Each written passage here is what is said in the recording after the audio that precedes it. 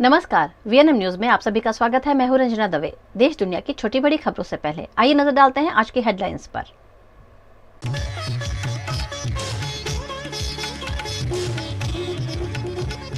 आखिरकार supreme court से राहुल गांधी को मिली बड़ी राहत, 2 साल की सजा पर लगी रोक।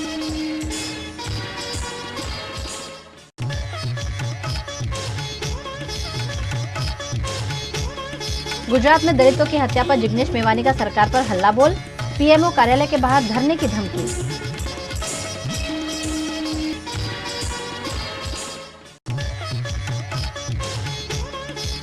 और वडोदरा कॉर्पोरेशन ने कृत्रिम तालाब किए खाली, दशा मां की खंडित प्रतिमाओं से भक्तों की आस्था आहत।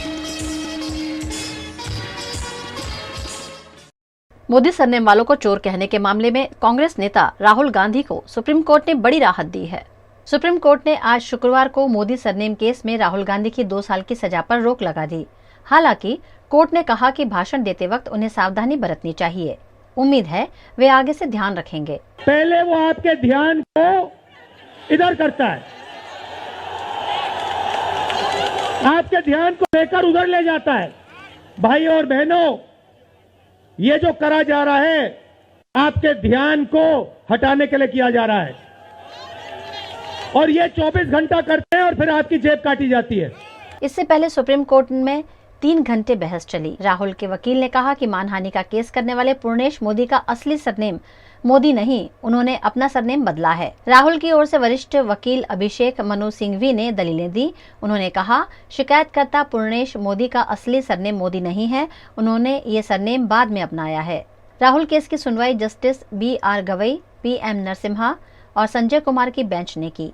गुजरात हाईकोर्ट ने मानहानि केस में राहुल की 2 साल की सजा पर रोक से इनकार कर दिया था। इस दौरान कोर्ट ने ये भी पूछा कि इस मामले में अधिकतम सजा क्यों। सुप्रीम कोर्ट ने यह भी कहा कि उन्हें कम सजा भी दी जा सकती थी, वे डिस्क्वालीफाई नहीं होते। सजा 1 साल 11 महीने हो सकती थी। गुजरात के अमरेली में दलित युवक की हत्या मामले कांग्रेस के विधायक जिग्नेश मेवानी ने तत्काल SP को सस्पेंड करने की और कार्यवाही नहीं होने पर PM ऑफिस के बाहर धरना करने की बात कही है। गुजरात के कुछ जिलों में से बोटाद, अमरेली, जूनागढ़, भावनगर, अहमदाबाद ऐसे जिलों में से पिछले कुछ सालों के दौरान और अभी ताजा कुछ ऐसी वारदातें, घटनाएं हमारे सामने आई हैं जिसमें शेड्यूल कास्ट के दलित समाज के लोग सामने से चलकर पुलिस को, प्रशासन को, कलेक्टर को, SP को ये कहते हैं कि उनके ऊपर जानलेवा हमला होगा, उनकी हत्या कर दी जाएगी, उनका मर्डर किया जाएगा। बावजूद उसके उस बात को नोटिस करने के बजाय, उसका कॉग्निजेंस लेने के बजाय और पीड़ितों को पुलिस प्रोटेक्शन देने के बजाय पुलिस कोई कार्रवाई नहीं करती, और नतीजा ये हुआ है कि कम से कम ऐसी 7 से 8 घटनाएं हमारी नोटिस पे आएंगे जहां दलित समाज के लोगों ने कहा था कि उनका खून होगा, उनकी हत्या होगी, और आखिरकार पुलिस ने कोई कार्रवाई नहीं की। नतीजा ये हुआ कि उनकी हत्या हो गई। हाल ही में अमरेली जिले के सावरकुंडला तहसील के बोइला गांव में भी इस प्रकार की घटना सामने आई है, और वहां के SP की जो नेग्लिजेंस है उनके बारे में ज्यादा हमने जांच पड़ताल की तो पता चला कि अमरेली के ये SP हिमकर सिंह के खिलाफ इतना संगीन इल्जाम लगा है कि वे जब अहमदाबाद के अंदर डिप्टी कमिश्नर ऑफ पुलिस के तौर पर अपनी ड्यूटी निभा रहे थे, तब अमरावाड़ी इलाके के हर्षद यादव नाम के शेड्यूल कास्ट के एक लड़के का कुछ पुलिस कांस्टेबल के साथ तकरार हुआ था, और उस मामले में इस IPS अधिकारी हिमकर सिंह ने अनुसूचित जाति के हर्षद यादव को ऐसा इल्जाम है कि अपने पुलिस कांस्टेबल का जूता चटवाने की कोशिश की थी। आज इस मामले को 5 साल हो गए, राज्य की पुलिस और सरकार उनके खिलाफ कोई एक्शन नहीं ले रही। यदि गुजरात के किसी भी कांस्टेबल से लेकर IPS अधिकारी की किसी भी सोच इतनी जातिवादी और फ्यूडल है तो ये किसी कीमत पर नहीं चलेगा। ये गुजरात के 50 लाख दलितों का, भारत के 21 करोड़ दलितों का अपमान है, और यदि यहाँ की सरकार और पुलिस में थोड़ी भी शर्म और हया बची है तो तुरंत जिसकी इंटीग्रिटी पे डाउट न हो, ऐसे किसी सीनियर IPS अफसर के हाथों इनके सामने हिमकर सिंह के खिलाफ उनको चार्जशीट करना चाहिए, उनके ऊपर डिपार्टमेंटल इंक्वायरी का ऑर्डर पारित करना चाहिए। यदि ऐसा नहीं होता तो आज तो हम DG साहब को मिलने जा रहे हैं, आने वाले दिनों में सड़कों पर उतरेंगे, सड़कें जाम करने के लिए मजबूर होंगे, और जरूरत पड़ने पर हम लोग PMO के बाहर भी बैठने को तैयार है। गुजरात के वडोदरा में दशा मां का विसर्जन हो या गणेश विसर्जन, कुछ दिनों बाद ऐसी तस्वीरें सामने आती ही हैं जो भक्तों की आस्था को आहत करती हैं। वडोदरा महानगर पालिका द्वारा 10 दिनों के लिए दशामा के व्रत के बाद प्रतिमाओं के विसर्जन के लिए 4 जोन में कृत्रिम तालाब बनाए गए थे। विसर्जन की अलग अलग व्यवस्था भी की गई और भक्तों ने हजारों दशामा प्रतिमाओं का श्रद्धा के साथ विसर्जन भी किया। श्रद्धालु तो विसर्जन करने के बाद अपने अपने घर चले गए, लेकिन दशामा की प्रतिमाएं अभी भी तालाब में खंडित हालत में पड़ी हुई नजर आ रही हैं। दरअसल कृत्रिम तालाब से कॉरपोरेशन द्वारा छठे दिन पानी खाली करने की कार्यवाही शुरू की गई और ऐसे में तालाब में पीओपी की प्रतिमाएं अपनी सतह पर आ गई हैं, जिसमें किसी का हाथ टूट गया है तो किसी का सिंहासन खंडित हो गया है।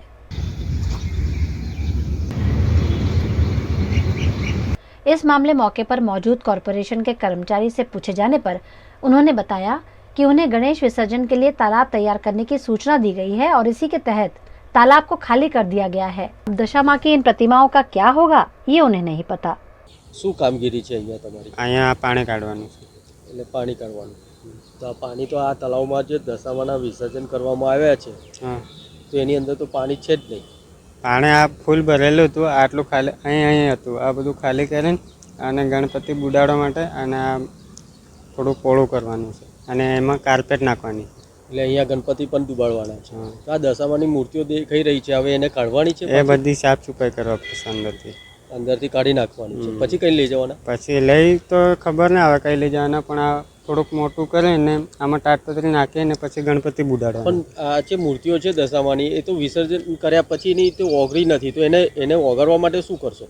એ તો હવે ખબર નહીં સાહેબ. સાહેબે કીધું આપણે પાણી કાઢવાનું, સાફ સફાઈવાળા બીજા આવશે એવું કંઈ કીધું. એવું છે, એટલે અંદરથી મૂર્તિઓ તો કાઢી જ લેવાની. હા, કાઢવી જ પડશે ને સાહેબ. अब यहाँ सीधा सीधा सवाल यही उठता है कि ये भक्तों की आस्था के साथ खिलवाड़ नहीं तो और क्या है। भक्ति भाव से दशामा के 10 दिनों तक पूजा की गई है। उनका ये हालत देखकर अगली बार प्रतिमा की स्थापना और विसर्जन करने से पहले शायद भक्त खुद ही 100 बार सोचेंगे। गुजरात के पाटन से अमेरिका घूमने गए युवक की सड़क हादसे में दुखद मौत हुई है। एक्सीडेंट इतना भीषण था कि युवक के ऊपर से एक के बाद एक 14 गाड़ियां गुजर गईं। टूरिस्ट वीजा पर अमेरिका घूमने गए गुजरात के युवक की सड़क पार करते समय गाड़ी के कुचले जाने के कारण मौत हो गई। उसके ऊपर से एक के बाद एक 14 गाड़ियां गुजर गई। शव की हालत बेहद खराब हो गई। गुजरात के पाटन का रहने वाला दर्शिल ठक्कर 4 महीने के टूरिस्ट वीजा पर अमेरिका घूमने के लिए गया हुआ था। बेटे की मौत की खबर पाकर पाटन में रहने वाले उसके परिजन सकते में आ गए हैं। परिवार के लोगों का रो रो कर बुरा हाल है। એને પણ મારા પર ફોનથી વાત કરી, વિડીયો કોલથી, અને મને કહ્યું કે પપ્પા ત્યાં મને સારું ફાવે છે અને મને મારા મિત્રો પણ છે ત્યાં અને મને બહુ જ ફરવાની મજા આવે છે. મને પણ ઈચ્છા છે કે પપ્પા તમે પણ અહીં ફરવા માટે આવો, એ મારા જોડે વાત કરતો હતો. ત્યાર પછી કોઈ મારી જોડે વાત થઈ નથી એની. મને એવું લાગ્યું કે એને કંઈક કારણસર કંઈક ફોન પડી ગયો હોય કે ગમે તે હોય, પછી એના પછી મારા પર વાત નહીં થઈ એને. મને મારા પુત્રે અડધા કલાક પછી મને ફોન આવ્યો કે પપ્પા દર્શિલનો નંબર ઉપાડતો નહીં દર્શિલ. એટલે એને વાત કરી કે પપ્પા ઉપાડતો નહીં ફોન. પછી એને વારંવાર ફોન કર્યા તો એ બાબાએ બીજા ભાઈએ ફોન ઉપાડી અને કીધું કે આ ભાઈ કોણ છે? તો એને કંઈક મારો ભાઈ છે એમ. એટલે ભાઈએ ફોન કરી વાત કરી કે તમારા અમેરિકામાં કોઈ રહેતું હતો, તમે એને જાણ કરો. તો એ એક્સિડન્ટ થયેલો છે દર્શિલભાઈને. એ દર્શિલભાઈ માટે એક્સિડન્ટ માટે વાત કરી કે ભાવિકભાઈ દેસાઈ કરી છે ત્યાં, એના મિત્ર છે અને તેના ત્યાં અમે જાણથી એને મોકલ્યો હતો. ત્યાં એને વાત કરી તરત બાબુભાઈ ત્યાં ભાવિકભાઈ દેસાઈ ત્યાં પહોંચી गया અને એને એડમિટ ત્યાં હોસ્પિટલ કરવામાં આવ્યા. दरअसल गुजरात के पाटन के रहने वाला दर्शिल अमेरिका टूर के दौरान 29 जुलाई की सुबह करीब 11:30 बजे रोड क्रॉस कर रहा था। उस वक्त ट्रैफिक सिग्नल अचानक खुल गया। दर्शिल को लगा कि सिग्नल बंद है और वो सड़क क्रॉस करने लगा, लेकिन अचानक सिग्नल चालू हो गया और एक के बाद एक 14 गाड़ियां दर्शिल के ऊपर से गुजर गई। दर्शिल की मौत की खबर के बाद परिजनों ने उसका शव भारत लाने के लिए प्रधानमंत्री नरेंद्र मोदी, मुख्यमंत्री भूपेंद्र पटेल और सिद्धपुर के विधायक और कैबिनेट मंत्री बलवंत सिंह राजपूत से भी मांग की थी। उन्हें सरकार का सहयोग भी मिला, लेकिन दर्शिल का शव भारत लाने जैसी स्थिति में नहीं था। ऐसे में उसके अंतिम संस्कार अमेरिका में ही किए जाएंगे। गुजरात के वडोदरा शहर की राजदीप सोसाइटी में दूषित पानी से लोग बीमार पड़ रहे हैं, लेकिन कॉरपोरेशन कोई ठोस कार्यवाही नहीं कर रहा है। गुजरात के वडोदरा शहर के कई इलाकों में इन दिनों दूषित पानी की आपूर्ति हो रही है, जिससे पानी जनित बीमारियां फन उठा रही है। वार्ड नंबर 13 में शामिल बगीखाना के पीछे राजदीप सोसाइटी में पिछले कई दिनों से पीने के पानी में ड्रेनेज का पानी मिक्स हो रहा है, जिसके चलते यहाँ दस्त और उल्टी जैसी बीमारियों से लोग परेशान हैं। पोलो ग्राउंड निकट बगीखाना के पीछे राजदीप सोसाइटी में हमेशा तरह तरह की समस्याएं सामने आती है, लेकिन कॉरपोरेशन द्वारा कोई ठोस कदम यहां नहीं उठाया जाता है।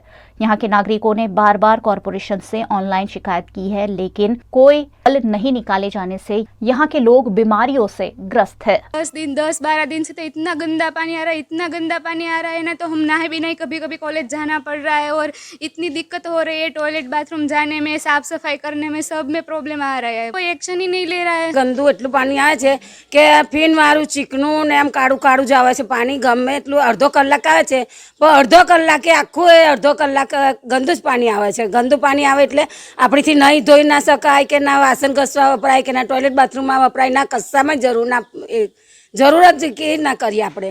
એવી રીતના બધાને પાછા ઘરે ઘરે અમારે 12 ઘર છે, અમારા 12 એક લાઈનમાં 12 ઘર છે, 12 ઘરમાં બધા જ પેશન્ટ ડાયરિયા વાળા છે, ઝાડા વમિટ ને બધી વાળી। અમે કરી હતી રજૂઆત પણ એ લોકો આયા જ નહીં। અમે આવીશું એમ કે છે, હવે આવીશું અમે 10 દિવસ થઈ ગયા પણ કોઈ આવતું જ નથી ભાઈ। इस मामले की जानकारी पाते ही कांग्रेस के नगर सेवक बालू सुरवे मौके पर पहुंचे। उन्होंने जल्द से जल्द इस समस्या के निवारण की मांग वडोदरा कॉरपोरेशन के म्युनिसिपल कमिश्नर से की है। અમારી બહેનોએ ઓનલાઈન ફરિયાદો કરી, જે તે વોર્ડમાં અધિકારીઓને રજૂઆત કરી, પણ 10-10 દિવસથી કોઈ જોવા સુદ્ધા આવ્યું નથી। લોકોના ઘરમાં અડધો કલાક ફીનવાળું પાણી આવે, એના લીધે ઘરમાં લોકોને ડાયરિયા થઈ ગયા છે, મલેરિયા થઈ ગયા, લોકો બીમાર પડી ગયા છે। તો પણ આ અધિકારી લોકો કોઈ જોવા ના આવે, કોઈ કર્મચારી કામ ના કરે અને 10-10 દિવસ એવી પરિસ્થિતિ થાય। તમે જોવું કેટલું કારું ને ગંદુ પાણી, પીવા લાયક નહીં, નહાવામાં કામ ના આવે, કશામાં ઉપયોગમાં ના આવે। એટલે અમારી એવી માગણી છે કે વહેલી તકે જે કારું ને ગંદુ પાણી અમારા સોસાયટીમાં આવે છે, વહેલી તકે એનો નિકાલ કરવામાં આવે, ગટરની કામગીરી કરવામાં આવે, પાણી પુરવઠાવાળાએ કામગીરી, યુદ્ધના ધોરણે કામગીરી કરવામાં આવે કે ફરીથી આવો લોકો બીમાર ના પડે, લોકોને વધારે નુકસાન ના થાય। એના લીધે આપના માધ્યમથી કમિશનરશ્રીને એ જ રજૂઆત છે કે વહેલી તકે અમારા વિસ્તારની જે કામગીરી છે વહેલી તકે કરવામાં આવે અને અમારા વિસ્તારના બહેનોને ચોખ્ખું ને સારું પાણી અને પૂરતા પ્રેશરથી પાણી મળે, એવી અમારી માગણી છે। खबरों का दौर यूं ही चलता रहेगा। फिलहाल वक्त है एक ब्रेक का।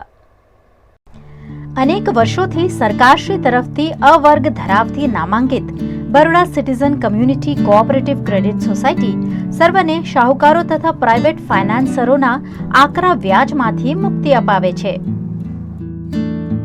ओછી વત્તી દરેક પ્રકારની આવક ધરાવતા લોકો માટે ઓછા વ્યાજે સરળ હપ્તે અનેક પ્રકારની લોન ઉપલબ્ધ। ફાઇનાન્સ કંપનીઓ કરતા ઘણા ઓછા વ્યાજ, વાર્ષિક વ્યાજ દર 8.5% શરૂ, अनुकूलता मुजबना ईएमआई, लोन माटे सिविलनी पण जरूर नथी, पेनल्टी वगर लोननी वहेली चुकवणी शक्य, बचत खाता पर पण आकर्षक व्याज मेळवो। तुरंत संपर्क करो Baroda citizen community cooperative credit society limited, 203B Ivory terrace circuit house ની સામે Alkapuri Vadodara. WhatsApp number 9327109414। Physically fit और खुश रहने के तो बहुत सारे इवेंट हमने देखे हैं, लेकिन क्या कभी मेंटल हेल्थ के बारे में किसी ने सोचा है? If not yet, here comes Bloom Mantra special mental health carnival. दुनिया के सबसे हैप्पीएस्ट और माइंडफुल कार्निवल में अपने भीतर के बच्चे को फिर से जगाएं। Join us at Gujarat first mental health carnival, जहां होगी interactive activities, games, puzzles, prizes और बहुत कुछ। नोट द डेट, 6 अगस्त 11 AM to 11 PM। Contact 9825000820 and 9824967802।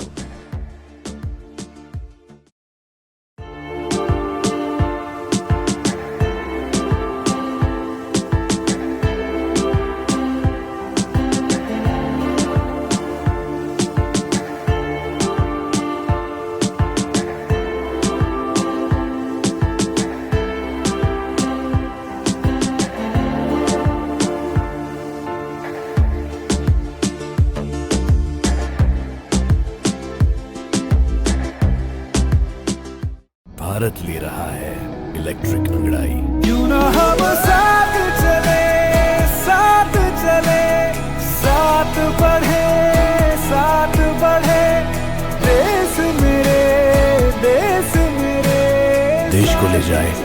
दिशा की ओर, आपका जॉय, भारत का जॉय। વડોદરાના ઘણા વિસ્તારો જેમ કે અકોટા, માંજલપુર, અલકાપુરી, મકરપુરા વગેરે વગેરે વિસ્તારોના લોકો ચિંતામાં છે. આ ચિંતાનું કારણ છે વડોદરાના લોકોમાં વધતી ઈર્ષા. જી હા, અને આ ઈર્ષાનો સ્ત્રોત છે તરસાલી એરિયામાં આવેલ રેઝિડેન્શિયલ પ્રોજેક્ટ દર્શનમ પ્લેસ. ઘણી બધી એમ્યુનિટીઝથી ભરપૂર આ 2 અને 3 BHK પ્રોજેક્ટ બની ગયો છે નવા ઘર શોધવાવાળા લોકો માટે એક અનોખો અવસર.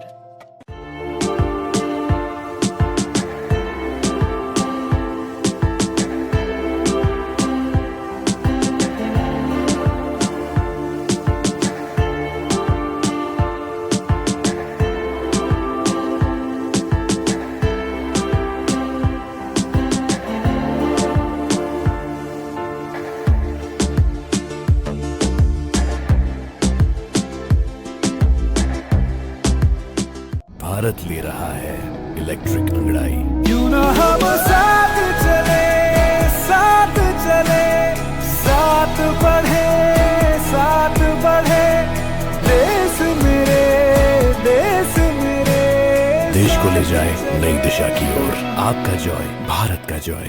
गुजरात के वडोदरा शहर में स्ट्रीट वेंडर पॉलिसी के अभाव में बार बार गरीब ठेले वालों का रोजगार छीन लिया जाता है, लेकिन स्ट्रीट वेंडर पॉलिसी पर सालों से अमल नहीं हो पा रहा है। एक और वडोदरा महानगर पालिका द्वारा छोटा बड़ा रोजगार करने वाले लोगों को लोन दी जा रही है, तो दूसरी ओर वडोदरा महानगर पालिका द्वारा जगह जगह छोटे छोटे ठेले लगाकर अपना जीवन यापन करने वाले लोगों पर अतिक्रमण के नाम पर कार्यवाही की जाती है। बार बार कई इलाकों में लगे हुए ठेलों को वडोदरा महानगर पालिका द्वारा जब्त किया जाता है, जिससे गरीब व्यापारियों को लाखों का नुकसान उठाना पड़ता है।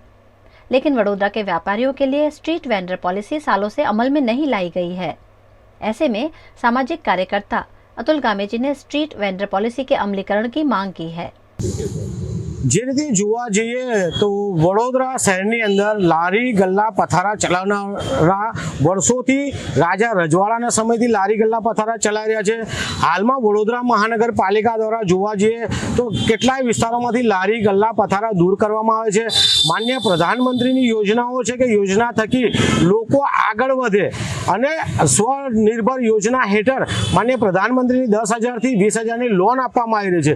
જો એક બાજુ લોકો આગળ આવતા હોય ને માનનીય પ્રધાનમંત્રીની લોન લેતા હોય અને આગળ વધવાનો પ્રયાસ કરતો હોય ત્યારે વડોદરા મહાનગરપાલિકા જો આ લારી ગલ્લા પથારા ઉઠાઈ લેતા હોય તો આ લારી ગલ્લા પથારાના લોન કઈ રીતે ભરશે? બીજી બાજુ જોવા જઈએ તો મોંઘવારીનો પ્રશ્ન છે, બેરોજગારીનો પ્રશ્ન છે, અનેક પ્રશ્નોથી લોકો પીડાઈ રહ્યા છે. કોરોના કાળથી લોકો માંડ બેઠા થયા છે, માનનીય પ્રધાનમંત્રી યોજનાનો અમલ કરી રહ્યા છે, ત્યારે વડોદરા મહાનગરપાલિકા દ્વારા વારંવાર લારી ગલ્લા પથારા ઉઠાવી લેવામાં આવે છે, જેના કારણે લાખો રૂપિયાનું લોકોને નુકસાન થાય છે, લારીઓ જમા થાય છે. આજે વડોદરા શહેરના મેયર સાહેબ, ચેરમેન સાહેબ, કમિશનર સાહેબને આવેદનપત્ર આપીએ છીએ, સાથે જણાવ્યું છે કે જો આ બાબતે કોઈ નિર્ણય લેવામાં નહીં આવે તો આગામી દિવસ અમે ઉપવાસ આંદોલન કરીશું. બીજી બાબત એ છે કે વડોદરા શહેરમાં સ્ટ્રીટ વેન્ડર પોલિસી જે અપનાવવાની છે એ વડોદરા મહાનગરપાલિકા સ્ટ્રીટ વેન્ડર પોલિસી અપનાવતી નથી, જેના કારણે લારી ગલ્લા પથારાવાળાઓને ભોગવવાનું આવે છે. તો મેયર સાહેબ, ચેરમેન સાહેબ ને કમિશનરને વિનંતી છે કે સ્ટ્રીટ વેન્ડર પॉलिसी વહેલામાં વહેલી તકે અપનાવે અને તમામ લારી ગલ્લા પથારાવાળાઓને न्याय આપે તેવી અમારી માંગ છે. गुजरात के वडोदरा में महानगर पालिका की स्थायी समिति की बैठक का आयोजन किया गया, जिसमें कई विकास कार्यों पर चर्चा की गई। वडोदरा महानगर पालिका में हर शुक्रवार को स्थायी समिति की बैठक का आयोजन होता है। स्थायी समिति के अध्यक्ष डॉक्टर हितेंद्र पटेल की अगुवाई में आज भी सभा का आयोजन किया गया, जिसमें 14 कामों पर विचार विमर्श किया गया।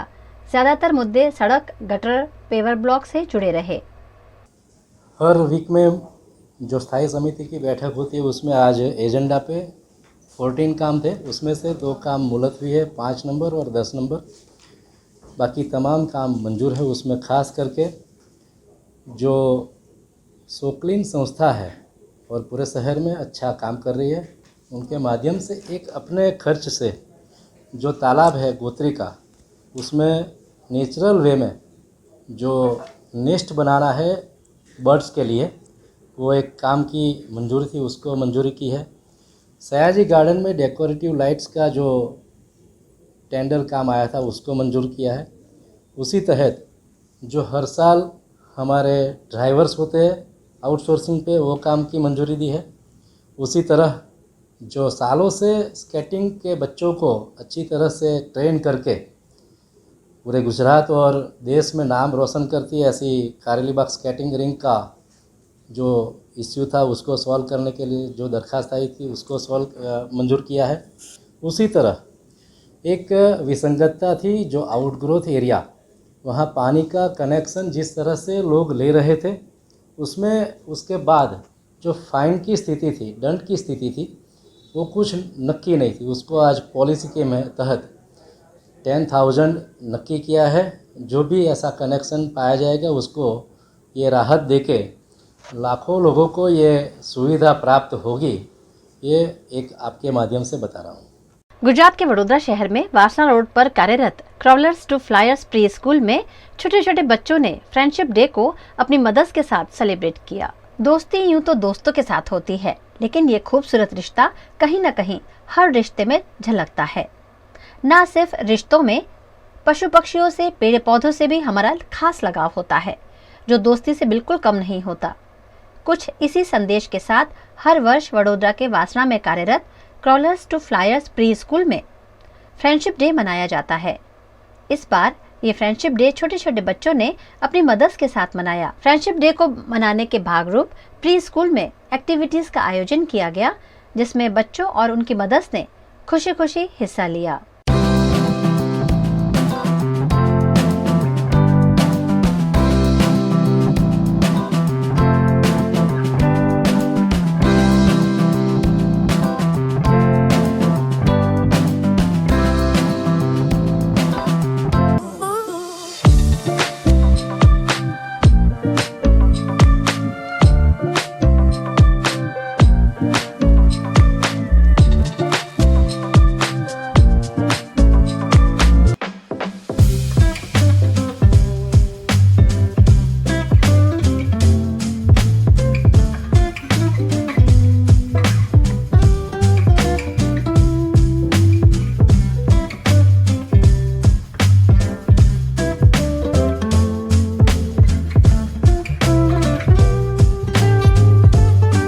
फ्रेंडशिप डे को हर रिश्ते के साथ जोड़ते हुए एक अद्भुत आयोजन यहाँ किया गया, जिसमें प्री स्कूल की फाउंडर आरती गौतम और उनकी टीम ने बेहद खूबसूरत तरीके से सारे अरेंजमेंट्स किए, जिससे अभिभावक काफी खुश दिखे।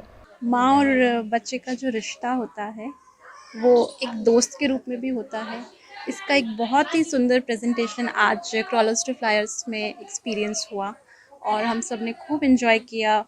इतने छोटे बच्चों ने भी इतना अच्छा डांस किया और हम सब के हृदय को इतना इमोशन से सरोवर कर दिया कि आंसू भी नहीं रुक पाए टाइम तो। And I am very thankful कि क्रॉलर्स टू फ्लायर्स ने ऐसी अपॉर्चुनिटी हम मॉम्स को दी जो अपने रोज़मर्रा की ज़िंदगी में हम महसूस नहीं कर पाते। इस मोमेंट में हमने वो बॉन्ड महसूस किया। आज फ्रेंडशिप डे के सेलिब्रेशन के बहाने फर्स्ट टाइम मेरा यहाँ पर एक कॉन्ग्रीगेशन में आना हुआ and I am really amazed and surprise कि जिस तरीके से आरती मैडम और उनकी टीम ने ये सब ऑर्गेनाइज़ किया, this give us a very good chance. हमें एक बहुत अच्छा मौका मिला बाकी सब मदर्स के साथ इंट्रोड्यूस हुए, हमारे बच्चे किस तरीके से यहाँ पे ग्रो हो रहे हैं and this was a really memorable day for us. आज यहाँ पे फ्रेंडशिप डे सेलिब्रेट किया जा रहा था। एक बहुत स्पेशल बॉन्ड है मदर और चाइल्ड के बीच में, जिसको यहाँ सेलिब्रेट किया जा रहा है। तो वी आर वेरी थैंकफुल कि काफ़ी अच्छे से यहाँ पे इस बॉन्ड को सेलिब्रेट करने के लिए परफॉर्मेंसेस दिए जा रहे थे मदर्स एंड चिल्ड्रन के द्वारा, और इतना अच्छा समा बन गया था। हमें काफ़ी अच्छा लगा इस चीज़ को अटेंड करके एंड हम आभारी हैं, काफ़ी ग्रैटिट्यूड फील करते हैं यहाँ के टीचर्स एंड प्रिंसिपल को और आई एम वेरी थैंकफुल। मैं काफ़ी शुक्रिया अदा करना चाहती हूँ इस इंस्टीट्यूशन का कि ऐसे प्रोग्राम्स करवाते हैं अपने स्कूल में, जो कि हमें काफ़ी अच्छा लगता है और बच्चों को भी काफ़ी अच्छा लगता है। छोटे छोटे बच्चों को बचपन से ही दोस्ती, रिश्तों और बॉन्डिंग का महत्व समझाना चाहिए। ये संदेश स्कूल की फाउंडर आरती गौतम द्वारा दिया गया। अक्सर फ्रेंडशिप डे को लेकर हम जितने भी लोग हैं उनका एक ही कंसेप्शन होता है कि फ्रेंडशिप जो है वो फ्रेंड्स के बीच में होती है, लेकिन हमारा जो एजुकेशनल इंस्टीट्यूशन है क्रॉलर्स टू फ्लायर्स है, हम ये सोच के साथ चलते हैं कि फ्रेंडशिप सिर्फ इंसानों के बीच में नहीं, फ्रेंडशिप का बॉन्ड जो है वो हर किसी के साथ चेरिश किया जाता है। हम हर साल ये ट्राई करते हैं कि अपने बच्चों को एनवायरनमेंट और नेबरहुड के साथ रिलेट करवाएं। और ये फ्रेंडशिप का जो बॉन्ड है, ये बच्चे जो हैं अपने कम्युनिटी हेल्पर्स, नेबरहुड में एनिमल्स, बर्ड्स सभी के साथ चेरिश करें और उनमें काइंडनेस को रिलेटेड जो एक भाव है वो जागरूक हो। Crawlers to flyers pre school हर साल फ्रेंडशिप डे सिर्फ दोस्तों के साथ नहीं, पर आज जैसे कि हमने फ्रेंडशिप डे सेलिब्रेट किया मदर्स के साथ, जैसे बच्चा जब माँ की वूम्ब में होता है उसका जो रिलेशन है माँ के साथ वो तभी से शुरू होता है। इसीलिए mother being the first friend to a child, उसका जो ये बॉन्ड है हमने आज चेरिश किया, बहुत एंजॉय किया। बच्चों ने ममास के लिए एक सरप्राइज डांस तैयार किया था, ममास ने बच्चों के साथ मिलकर डांस किया। हम यही चाहते हैं कि हमारे यहाँ आने वाला हर बच्चा एक काइंडनेस की भावना के साथ उसको जो भी हेल्प हो रहा है रूटीन लाइफ में, चाहे वो पेरेंट्स हैं या कोई भी हेल्पर है, उसे थैंक बोलना सीखें। भारतीय क्रिकेट में बड़ा योगदान देने वाले पूर्व खिलाड़ी करसन घावरी बड़ौदा क्रिकेट एसोसिएशन के कार्यक्रम में शिरकत करने वडोदरा आए। गुजरात ने अंतर्राष्ट्रीय क्रिकेट को कई खिलाड़ी दिए हैं, उन्हीं में से एक नाम है करसन घावरी।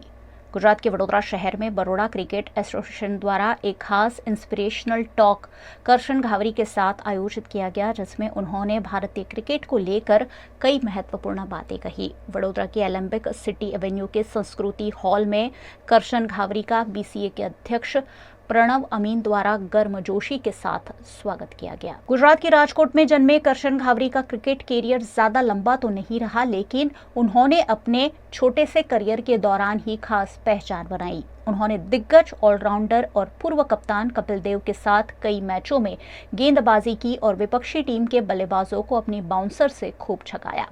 करसन घावरी उस समय भारतीय टीम में आए जब देश में तेज गेंदबाजों की उतनी तादाद नहीं थी। उनके दौर में स्पिनरों का ही बोलबाला नजर आता था।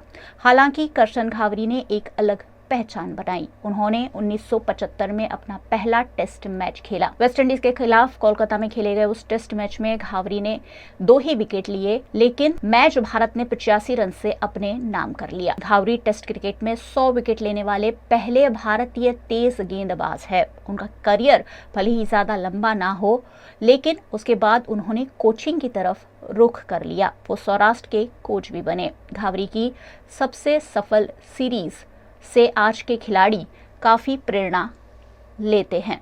बड़ौदा क्रिकेट एसोसिएशन के आमंत्रण पर बड़ोदरा दौरे पर आए करसन घावरी ने अपनी बातचीत के दौरान कहा कि ICC क्रिकेट वर्ल्ड कप के दौरान भारतीय टीम को एक जुनून के साथ खेलना होगा। उन्होंने जेंटलमैन गेम के बारे में भी काफी बात कही। उन्होंने कहा कि आज के समय में क्रिकेट काफी बदल गया है। पहले उन्हें उतनी सुविधा नहीं मिलती थी, लेकिन अब खिलाड़ियों को काफी सुविधाएं मिलती है।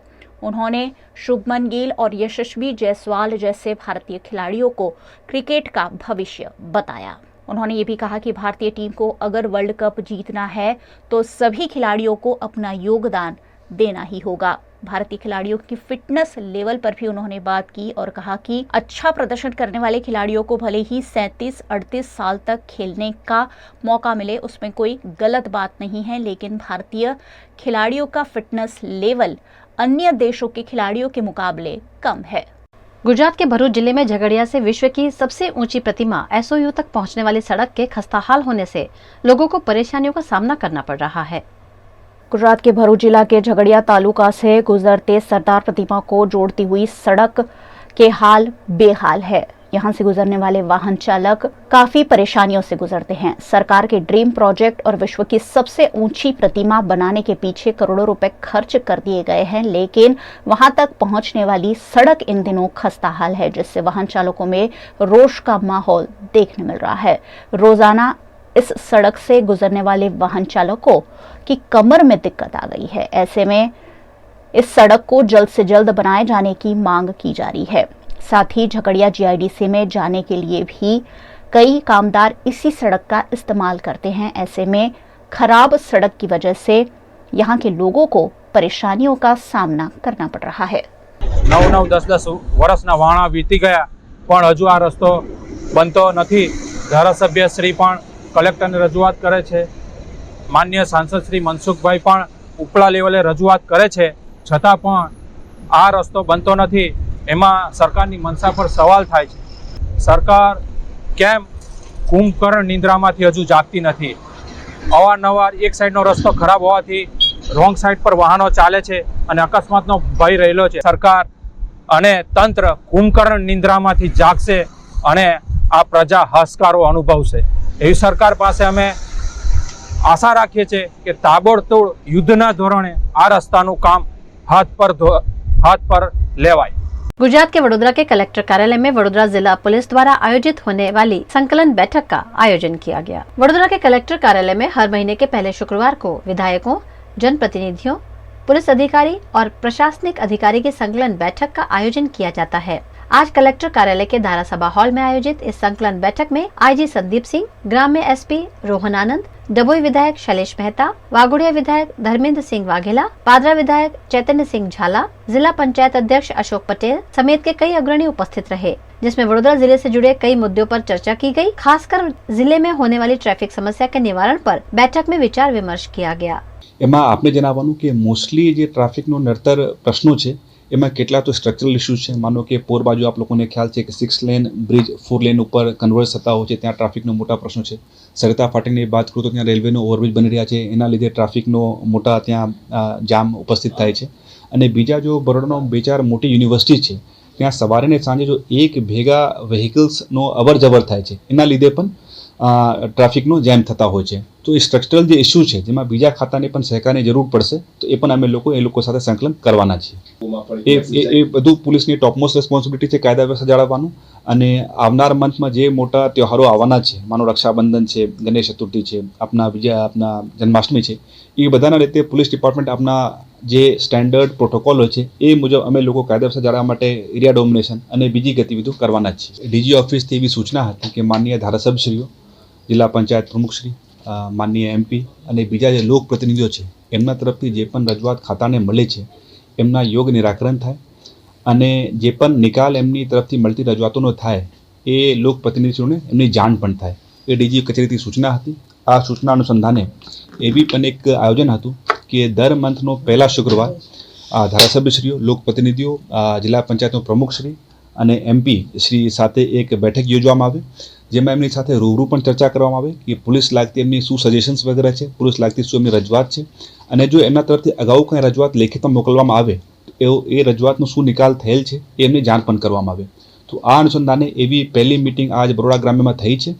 અને એ પણ સૂચના છે કે એવી મિટિંગ્સમાં જો રેન્જ વડાશ્રી છે એ વારાફરતી રેન્જના દર જિલ્લામાં એ વારાફરતી એ પણ હાજરી આપશે. તો આજ મહેરબાન રેન્જ વડાશ્રી પણ આજવાળી મિટિંગમાં હાજર હતા અને મોસ્ટલી જે આ ચર્ચા થઈ છે, જો 2-3 જગ્યા બરોડા जिल्लाમાં ટ્રાફિકની સમસ્યાઓ થાય છે, સરિતા ફાટક, ડભોઈમાં, પોર બાજુ, આ બાબતના સૂચનાઓ અને સજેશન્સ મળેલ છે જે અમે લોકો અમલીકરણ કરશું.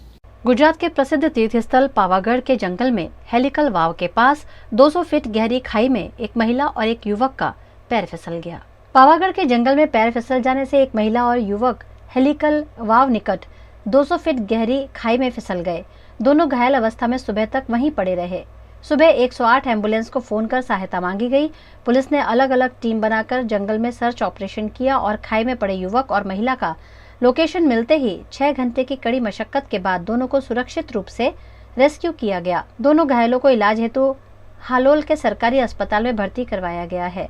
बताया जा रहा है कि पीड़ित गांधीनगर जिले के कालोल के निवासी थे और पावागढ़ दर्शन करने आए थे. इस दौरान ये घटना घटी. मामले की हालोल पुलिस ने जांच शुरू की है.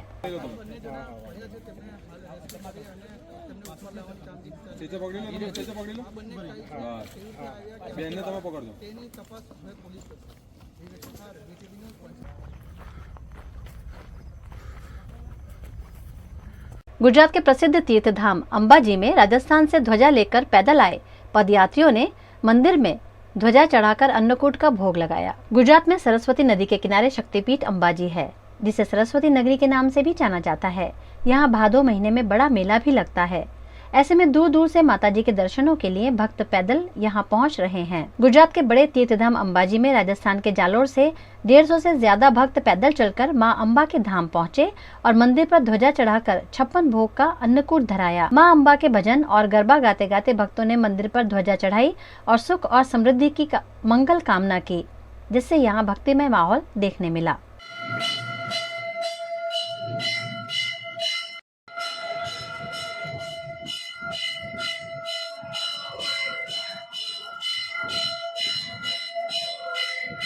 गुजरात जैसे प्रगतिशील राज्य में 5 सालों में 1,71,325 महिलाओं ने गर्भपात करवाया है। ये आंकड़ा कानूनी रूप से किए गए गर्भपात का है। ऐसे में असली आंकड़ा कितना बड़ा होगा, इस पर गुजरात प्रदेश कांग्रेस के प्रवक्ता हिरेन बैंकर ने चिंता व्यक्त की है। प्रगतिशील विचार અને માનવીય અભિગમ ધરાવતા ગુજરાતમાં મહિલાઓના કાયદેસર ગર્ભપાતના જે આંકડા આવ્યા છે ખરેખર ખૂબ ચિંતાજનક અને ચોંકાવનારા છે।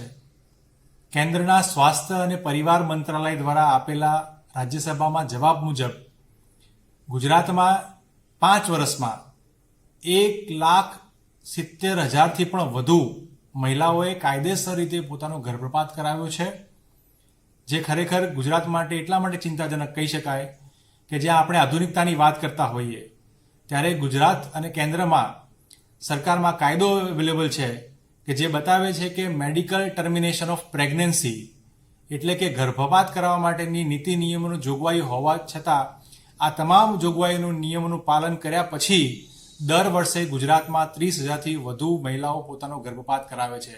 સમગ્ર ગુજરાતમાં 5 વર્ષમાં જે આંકડા આપણી સામે આવ્યા છે એ 1,71,325 જેટલી મહિલાઓએ 5 વર્ષમાં પોતાનો ગર્ભપાત કરાવ્યો છે।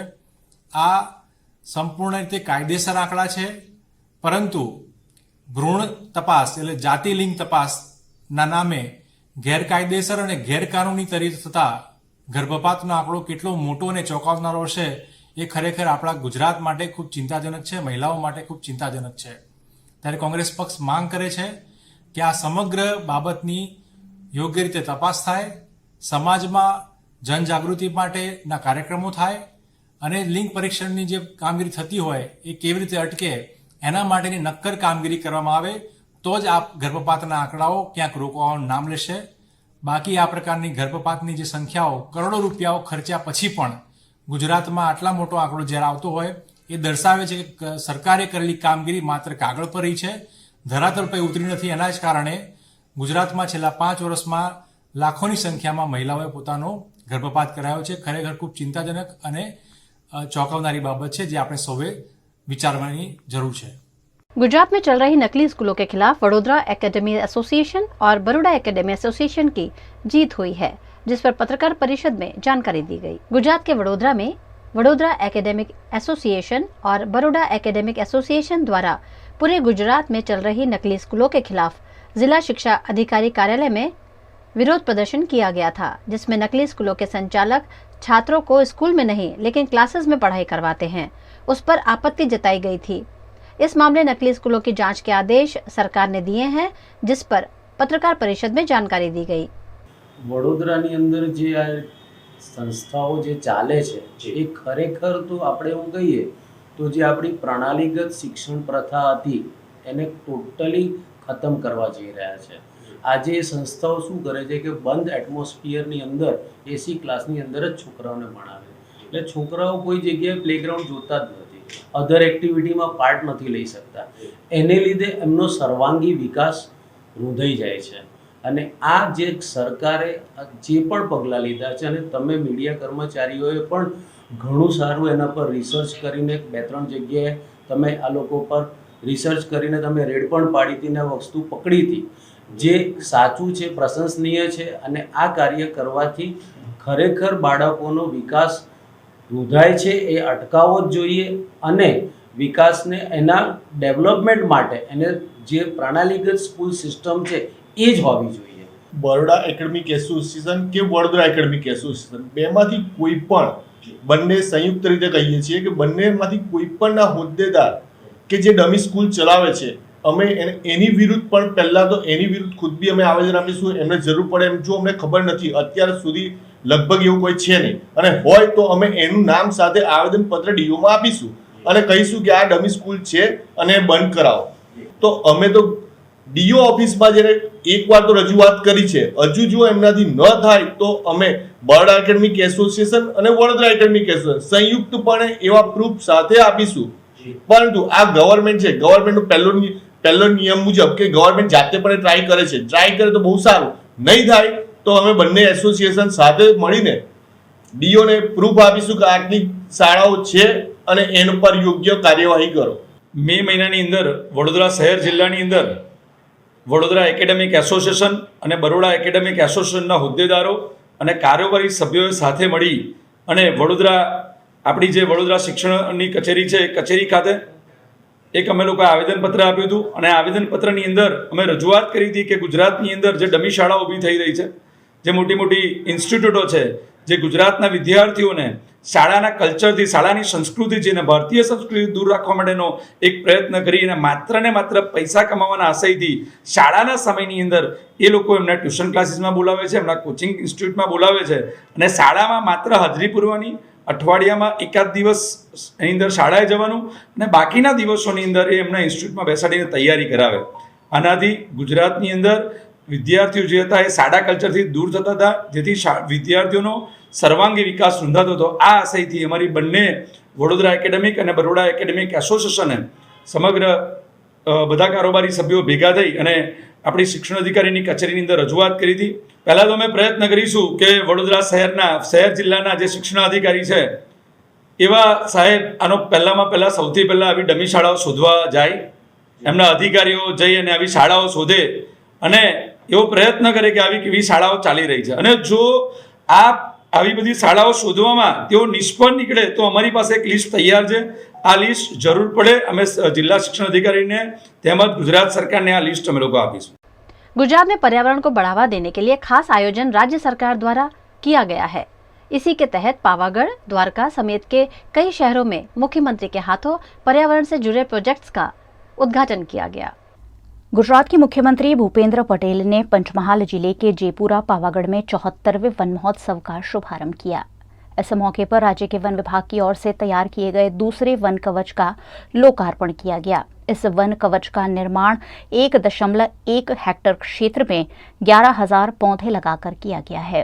इतना ही नहीं, इस वन कवच की विशेषता यह है कि वन विभाग द्वारा यहाँ 100 प्रजातियों के पौधे लगाए गए हैं. इसके साथ ही अन्य 100 प्रजातियों के पौधे प्राकृतिक रूप से स्वयं ही उगाए हैं. उन्होंने वन कवच के लोकार्पण के जरिए राज्य को पर्यावरण अनुकूल वातावरण के निर्माण की एक और भेंट दी है. मुख्यमंत्री ने इस वन कवच के लोकार्पण के साथ ही देवभूमि द्वारका जिले में स्थित हरसिद्धि माता तीर्थ क्षेत्र में बनने वाले राज्य के 23वें सांस्कृतिक वन हरसिद्धि वन का भी शिलान्यास किया. इस मौके पर उन्होंने आने वाली पीढ़ियों को स्वस्थ और तंदुरुस्त रखने और उन्हें शुद्ध वातावरण प्रदान करने के लिए पर्यावरण के साथ संतुलन बनाकर ग्रीन ग्रोथ यानी हरित विकास की अवधारणा के साथ विकास को बढ़ावा देने का आह्वान किया. इस मौके पर गुजरात राज्य के वन मंत्री मुलुभाई बेरा, राज्य मंत्री मुकेश पटेल, पंचमहाल जिला प्रभारी और शिक्षा आदिजाति विकास मंत्री डॉक्टर कुबेर डिंडोर, जिले के विधायक, सांसद और पदाधिकारियों की उपस्थिति रही. ऑगस्ट 2023 ना रोज આપણે આ વન કવચનું માનનીય મુખ્યમંત્રી સાહેબ દ્વારા ઉદ્ઘાટન થઈ રહ્યું છે, ત્યારે આ જે વન કવચ છે એ સમગ્ર 1.1 હેક્ટર વિસ્તારની અંદર ફેલાયેલું છે. આ વન કવચની ખાસિયતોમાં તો ખાસ તો જો સિવિલ સ્ટ્રક્ચર્સની વાત કરીએ તો એનો પ્રવેશદ્વાર છે. આ જે પ્રવેશદ્વાર છે એ પાવાગઢની વિશ્વ જે આપણી ઐતિહાસિક સાઇટ છે, જે વિશ્વની હેરિટેજ સાઇટ છે, એના બિરુદને શોભાવે એ પ્રકારનો આ ગેટ બનાવેલો છે. 7 કમાનનું જે સ્ટ્રક્ચર છે પાવાગઢનું, એ સ્ટ્રક્ચરમાંથી પ્રેરણા લઈ અને આ શિલ્પકારી કરવામાં આવી છે. અને જે આખું ગેટ છે એ માત્ર ને માત્ર પથ્થરનો બનેલો છે અને જે ઇન્ટરલોકિંગ સિસ્ટમ હોય એ ઇન્ટરલોકિંગ સિસ્ટમથી આ પથ્થરવાળો ગેટ બનેલો છે. જો આ વન કવચના રસ્તાઓની વાત કરવામાં આવે તો પર્ટિક્યુલરલી રાજુલા સ્ટોનમાંથી આ રસ્તાઓ બનાવેલા છે. અને જેમ આપણે જોઈએ છીએ કે ઘણીવાર મેન્ટેનન્સના અને એવા જાળવણીના પ્રશ્નો આવતા હોય છે, તો આ પથ્થરના રસ્તામાં કોઈપણ પ્રકારની જાળવણીની વર્ષો સુધી કોઈ પણ જરૂર પડશે નહીં. અને આ જે પથ્થરો છે એની વચ્ચે વચ્ચે જગ્યા રાખવામાં આવી છે, જેમાંથી જે વરસાદનું પાણી છે એ સીધું જમીનમાં ઉતરી શકે, કોઈ જગ્યાએ આખા વનની અંદર પાણી ભરાય નહીં, તેની પણ ખાસ કાળજી લેવામાં આવી છે. ત્યારબાદ સિવિલ સ્ટ્રક્ચરની જો વાત કરવામાં આવે તો અહીંયાના ગઝેબોઝ છે. આ ગઝેબોઝ જે છે એ આખા પથ્થરની કોતરણીથી બનાવેલા છે. ટોટલ 8 પિલર ઉપર આ ગઝેબોઝ ઊભા કરવામાં આવ્યા છે અને એની ઉપર જે જાળી છે એની ખાસ પ્રકારની કોતરણીથી એને બનાવવામાં આવી છે. મુખ્યત્વે આપણે જે મધ્ય ગુજરાતની વાત કરીએ તો કેસુડા એ ખૂબ જ જોવા મળે છે, તો કેસુડાના પાંદડા, ત્યારબાદ કાચનાર જોવા મળે છે, તો કાચનારના પાંદડા, અને એની અંદર જે આપણા આંબા છે એના પાંદડા વગેરેની કોતરણી કરવામાં આવી છે. गुजरात की कला नगरी वडोदरा के कांति राणा हॉबी सेंटर में छोटे छोटे बच्चों को कलाकार बनाने की कला सिखाई जाती है. इस सेंटर में अभिभावकों के लिए एक खास कार्यक्रम आयोजित किया गया. बच्चों के विकास में कला का महत्व समझाने के लिए गुजरात के वडोदरा के अलकापुरी में कांति राणाज हॉबी सेंटर द्वारा अभिभावकों के लिए एक खास पैनल डिस्कशन कार्यक्रम आयोजित किया गया, जिसमें बच्चों के जीवन में आर्ट का महत्व समझाने के लिए चिल्ड्रन साइकोलॉजी के विशेषज्ञ प्रमोद शाह और एमएस यूनिवर्सिटी के पूर्व डीन प्रोफेसर दीपक कन्नाल को आमंत्रित किया गया. इस मौके पर दोनों विशेषज्ञों ने कला और बच्चों के विकास पर अपने विचार व्यक्त किए. इन दोनों ने अभिभावकों को बच्चों पर उनके विचार नहीं थोपने का आह्वान किया. उन्होंने कहा कि आजकल के अभिभावक बच्चों को समय नहीं दे पाते हैं और ऐसे में अलग अलग विषयों पर अभिभावकों का बच्चों के साथ डिस्कशन जरूरी है. कांति राणाज हॉबी सेंटर में आयोजित इस कार्यक्रम में बड़ी संख्या में अभिभावकों ने उपस्थित रहकर बच्चों के जीवन में कला के महत्व को समझा. ये आयोजन कांति राणाज हॉबी सेंटर के कांति राणा द्वारा किया गया ताकि अभिभावकों और बच्चों के साथ एक सामंजस्य बनाया जा सके. हॉबी सेंटर लास्ट 55 ईयर्स से चाइल्ड आर्ट के ऊपर काम कर रहे हैं. शायद इंडिया में ये फर्स्ट चाइल्ड आर्ट इंस्टीट्यूट है, वो लास्ट 55 ईयर्स से काम कर रहे हैं और इसके अंदर अभी फर्स्ट टाइम चाइल्ड आर्ट का इम्पोर्टेंट चाइल्ड आर्ट के अंदर वो इसका जो इम्पोर्टेंट है वो क्या है, इसके बारे में आज दीपक कन्नाल जो आर्ट हिस्टोरियन है and Baroda fine arts college के पास डीन और mister Pramod Shah chartered accountant and child psychologist, उनको हमने इनवाइट किया है एक पेरेंट्स के साथ डिस्कस करने के लिए कि बच्चे लोग जो काम करते हैं इसके अंदर डिस्टॉर्शन एब्स्ट्रैक्शन जो आता है उनको कैसे समझना चाहिए. तो इसको लेके आज एक स्पेशल सेमिनार रखा है और हॉबी सेंटर का एक लास्ट 55 ईयर्स से हमारे पास कोई ब्लैक बोर्ड नहीं है. जो भी चीज़ सिखाते हैं वो प्रैक्टिकली चीज़ वहाँ पे रख के हम बताते हैं कि चलो वो व्हीकल कैसे आना चाहिए. हॉबी सेंटर में हम ट्राई कर रहे हैं बहुत सारे ऐसे पौधे लगाए कि जहाँ पे ग्रीन कलर के नहीं है वो येलो कलर के है, तो उनको बताते हैं कि क्रॉटन का कलर जैसे रेड भी हो सकता है, यू कैन यूज़ ऑरेंज और येलो भी यूज़ कर सकते हैं लीव्स में. सो मेन आइडिया ये था कि जो बच्चे लोग काम करें इसके अंदर जो उनकी एबिलिटीज़ है वो पेंटिंग फॉर्म में वो रिप्रेजेंट करें. आज मशहूर गायक किशोर कुमार का 94वां जन्मदिन है. इस मौके पर वडोदरा के संगीत प्रेमी ग्रुप द्वारा खास कार्यक्रम आयोजित किया गया. आए तुम याद मुझे, गाने लगी हर धड़कन, आज चल के तुझे मैं लेके चलूं, ओ साथी रे तेरे बिना भी क्या जीना. इन लाइनों से आपको समझ आ ही गया होगा कि यहाँ भारतीय सिनेमा के उस इकलौते शख्स की बात हो रही है जो गायक होने के साथ साथ म्यूजिक डायरेक्टर, गीतकार, एक्टर, डायरेक्टर, राइटर और प्रोड्यूसर भी थे.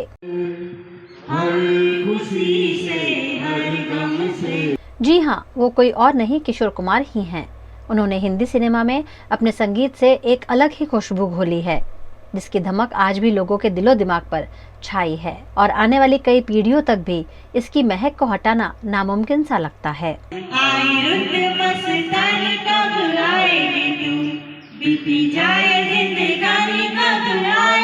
आज उनके 94वें जन्मदिन के मौके पर वडोदरा के वाघोड़िया रोड पर वडील धाम में संगीत प्रेमी ग्रुप द्वारा केक काटकर खुशियां मनाई गई और साथ ही किशोर कुमार के गीत गाकर संगीत प्रेमियों ने इस खास दिवस को सेलिब्रेट किया. કિશોરદા વિશે એટલું જ કે એમના ગીતો એ છે જીવનને ઇન્સ્પિરેશન આપી જાય છે. એમની અંદર જીવન જીવવાનો ઘણો મર્મ છુપાયેલો છે અને સાથે સાથે જો દુઃખ હોય તો દુઃખમાંથી પણ તમે કેવી રીતે બહાર આવી શકો એવી પ્રેરણાત્મક ઉર્જા આપે છે. એમનું યોડલિંગ સ્ટાઇલ જે છે ઉડલે ઉડલે ઓ અરે હો એવા ઘણા બધા યોડલિંગ છે કે જે એમણે ગીતોમાં પ્રાણ પૂરી દીધા છે. તો એ તો આજે અનબીટેબલ છે. એમના ગીતોના માધ્યમ દ્વારા એ આજે પણ આપણી વચ્ચે હયાત છે. તો આજે અમે કિશોરદાના ગીતો ગાઈ એમને શુભાંજલિ આપીશું. અને કિશોરદાના અનેક પ્રકારના ગીતો એમને ગાયા છે જે આપણા જીવનના એ આપણા એક કુટુંબના સભ્ય જેવા જ છે. રેડિયો પર સવારથી ઓલ ઇન્ડિયા રેડિયો પર તમે સાંભળો તો એમના જ ગીતો આવે, FM રેડિયો પર પણ અને મોબાઈલમાં પણ. તો આપણને જીવન અનેક સુખ દુઃખના પ્રસંગોમાં એમના ગીતોએ આપણને બહુ સાંત્વના આપી છે અને આપણને મોરલ સપોર્ટ આપેલો છે. એટલે અમે પણ એવું માનીએ છીએ કે કિશોરદા આપણી વચ્ચે જ છે, એ કશે ગયા જ નથી. એમના ગીતોના માધ્યમથી આજે પણ આપણને એટલી જ શાંતિ મળે છે. छोटे बच्चों को अगर कोई भी चीज़ इंटरेस्टिंग तरीके से सिखाई या समझाई जाए तो उन्हें वो बेहद आसानी से याद रह जाती है. कुछ ऐसी ही कोशिश वीएनएम फाउंडेशन द्वारा पहल बेहतर कल की ओर के अंतर्गत की जा रही है। गुजरात के वडोदरा शहर में वीएनएम फाउंडेशन द्वारा पहल बेहतर कल की ओर मुहिम के तहत सरकारी स्कूल के बच्चों को अलग अलग गतिविधियां करवाई जा रही हैं। वडोदरा के गोरवा में एनपीएसएस संचालित वीर सावरकर स्कूल में इस मुहिम के तहत play therapist and psychologist doctor Raunak Pandit ने छात्रों को मनोरंजन के साथ ज्ञान दे ऐसी एक्टिविटीज करवाई, जिसमें छात्रों ने भी खुशी खुशी हिस्सा लिया। પોતાના વિશે 2 મિનિટ બોલવાનું। મને ડાન્સ કરવાનું બહુ ગમે છે। ડાન્સ કરવાનું બહુ ગમે, પછી બીજું શું? બીજું ડ્રોઈંગ। ઓકે, ચલો જો અક્ષય કીધું કે મને ડાન્સ કરવાનું બહુ ગમે છે, તો આપણે ડાન્સ કરીએ તો આપણને શું ફાયદો થાય? ડાન્સ કરીએ તો શું ફાયદો થાય આપણને? શું મળે? ગિફ્ટ મળે। Very good. જો કોઈ સરસ ફાઇન ડાન્સ કરે તો એને ગિફ્ટ મળે, પછી બીજું શું મળે? ટ્રોફી મળે। પણ પોતાને શું મળે? પોતાની જાતને શું મળે? ખુશી મળે। વાહ વાહ, વેરી ગુડ। પછી બીજું આપણે આમ ડાન્સ કરીએ તો શું થાય? આ બધું એક્સરસાઇઝ મળે, કસરત થાય, એનાથી શું થાય? આપણે તંદુરસ્ત રહીએ। Very good. એટલે આપણે ડાન્સ કરવો જોઈએ। पहल बेहतर कल की ओर के तहत बच्चों को आर्ट एंड प्ले थेरेपी के तहत कई पहलुओं पर मार्गदर्शन दिया गया, जिसमें स्वयं में आत्मविश्वास का विकास, हमारे मानसिक स्वास्थ्य पर खेल का महत्व और नेतृत्व का विकास जैसे गहरे विषयों को बहुत आसानी से समझाया गया। हाँ, very good.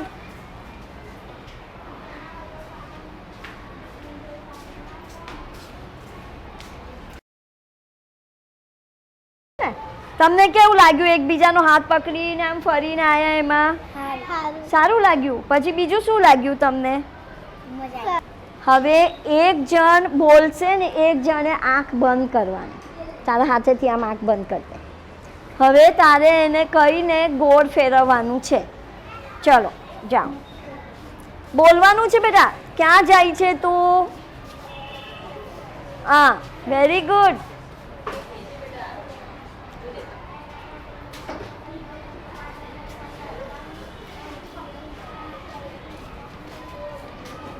Very good, fine. તને કેવું લાગ્યું? તારે આમ આંખ બંધ કરી દીધી હતી તો તને કેવું લાગ્યું? શું થયું તને? કશું નહીં થયું। પણ આને કઈ તને કીધું? આ બોલતી હતી કે હવે સાચવીને જા, બેન ચાવી, એવું બોલતી હતી આ? તો તને એનાથી કેવું લાગ્યું? સારું લાગ્યું। તને એવો વિશ્વાસ આવ્યો કે મને નહીં વાગે, કે હું નહીં અથડાઈ જાઉં, એવું લાગ્યું? ઓકે। તું એને બધું કહેતી હતી તો તને કેવું લાગ્યું? સારું લાગ્યું? મજા આવી? તો આ તારી ફ્રેન્ડ થઈ ગઈ? ફ્રેન્ડ જ છે? ઓકે, ચલો ચાલ બોલ। ના, હાથ નહીં, હાથ પકડ્યા વગર નીચે જોવાનું નથી આપણે। ચલો મોટેથી બોલ, બધાને સંભળાવવું જોઈએ। હા બોલ, એને કે તો કેટલા ડગલા ચાલવાના સીધા?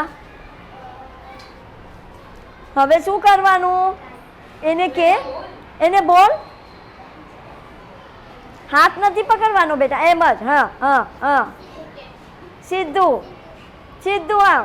Very good.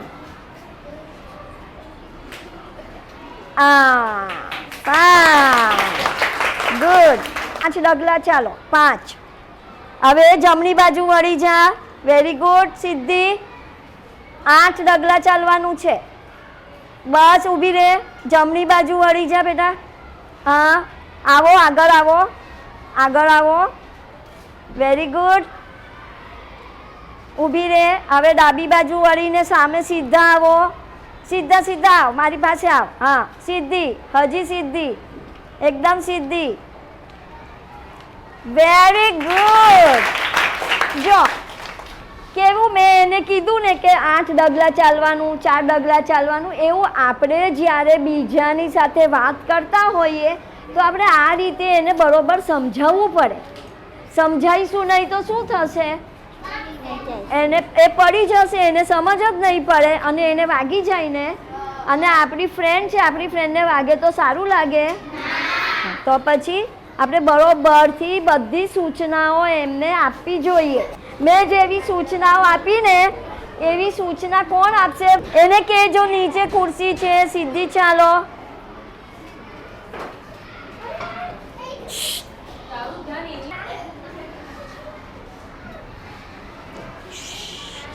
Very good, very good. આંખો પર પટ્ટી બાંધી હતી તો તને કેવું લાગ્યું? એ શું ધ્યાન રાખ્યું? પડી ના જાય એનું ધ્યાન રાખ્યું. બરોબર છે ને? આપણે રમત કેમ રમીએ? આનંદ માટે. બરોબર? આપણને મજા આવે એટલે આપણે રમત રમીએ. તો જ્યારે પણ આપણે રમત રમીએ તો આપણે શું ધ્યાન રાખવું પડે? કોઈને વાગે નહીં, કોઈ પડી ના જાય, વાગે ના. પછી બીજું, हाँ रडे ना, અને આપણે એકબીજાનું ध्यान રાખવું જોઈએ. बच्चों के लिए पढ़ाई के साथ साथ फिजिकल एक्टिविटी का भी बेहद महत्व होता है, क्योंकि बच्चों का मानसिक विकास शारीरिक विकास के ऊपर निर्भर होता है. ऐसे में बच्चों से मजेदार से सवाल पूछकर और उन्हें अलग अलग सिटी के नाम की अंताक्षरी खिलवाकर उन्हें कई चीजें समझाई गई. ચાલો હવે જે ગેમ રમીશું એ એક પ્રકારની અંતાક્ષરી છે, પણ થોડીક જુદી. આમાં ગાયનો નથી ગાવાના, આપણે શહેરના નામ બોલવાના છે. કોઈ પણ એક શહેરનું નામ બોલો. ટપાલીનો ટ ઉપરથી કોઈ શહેરનું નામ કયું છે? Tapi. Very good, very good, સરસ. જો પછી હવે પ ઉપરથી બોલો. પાદરા. Very good. પછી રાજસ્થાન. Very good. ન ઉપરથી કયું છે? નડિયાદ. Very good. દાહોદ. વાહ વાહ વાહ, સરસ. ડભોઈ. પછી ઈ ઉપરથી ઇંગ્લેન્ડ. વાહ વાહ, સરસ. પછી ડ ઉપરથી નામ બોલો. દુબઈ. વાહ વાહ. હવે ઈ ઉપરથી ઈરાન. વાહ ભાઈ, વેરી ગુડ. નાગરવાડા, જગ્યાનું નામ. ઓકે. પછી ડ નાગરવાડા. ડબકા. વાહ વાહ વાહ, વેરી ગુડ. કચ્છ. તો વહેલું વહેલું બોલી જવાનું ને. કચ્છ. છાણી. Very good. છાણી. નાગપુર. આ જે આપણે ગેમ રમ્યા એનાથી આપણને શું ફાયદો થાય? શહેરના નામ જાણવા મળે. પછી બીજું? વેરી ગુડ, શહેરના નામ શીખવા મળે. પછી રમત રમીએ છીએ તો રમત હંમેશા કંઈ બહાર જ રમીએ એવું જરૂરી નથી. આપણે ક્લાસમાં બેસીને પણ આવી રમતો રમી શકીએ અને એનાથી શું થાય?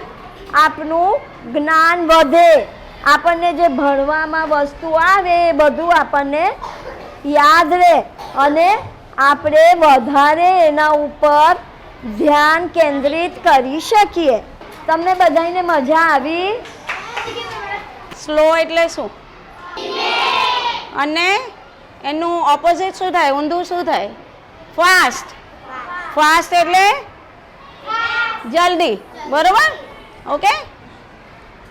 સ્લો બધાય મારી જોડે કરવાનું. હા, slow slow slow slow slow slow slow fast.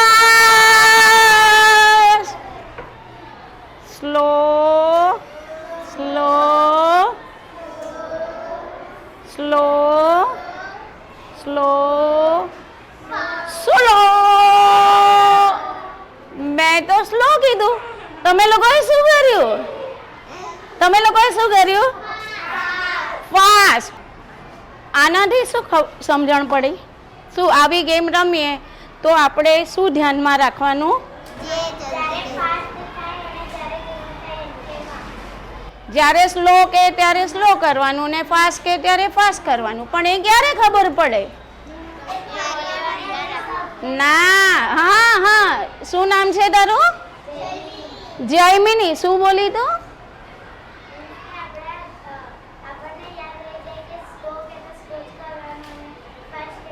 Fast કરવાનું. પણ એના માટે બરોબરથી શું કરવું પડે? સાંભળવું પડે. ધ્યાન અહીંયા રાખવું પડે. 1 2 3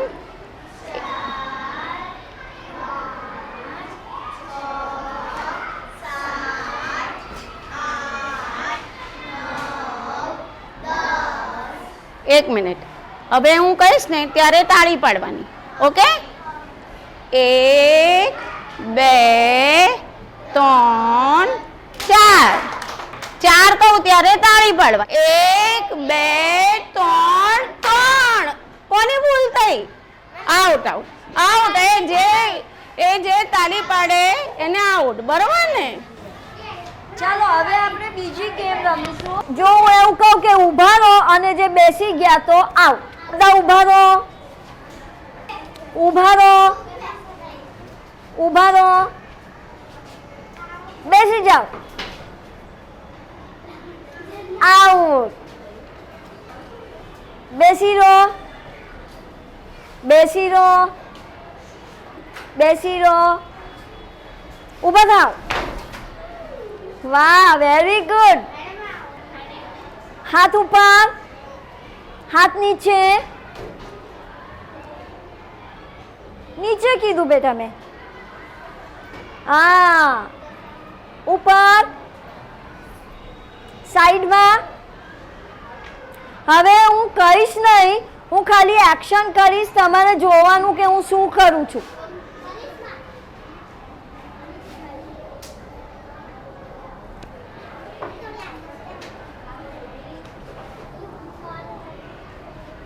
fast.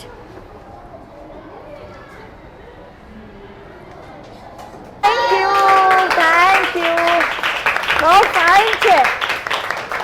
Thank you Aanal madam. Thank you VNM foundation કે એમને મને આ મોકો આપ્યો, તક આપી કે આ બધા સરસ સરસ સ્ટूडेंट्स ने હું મળી અને અમે લોકોએ ખૂબ મજા કરી.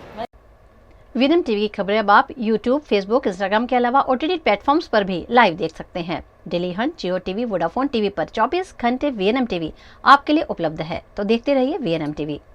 VNM न्यूज रूम से आज बस इतना ही। कल फिर मुलाकात होगी, तब तक के लिए इजाजत दीजिए। नमस्कार।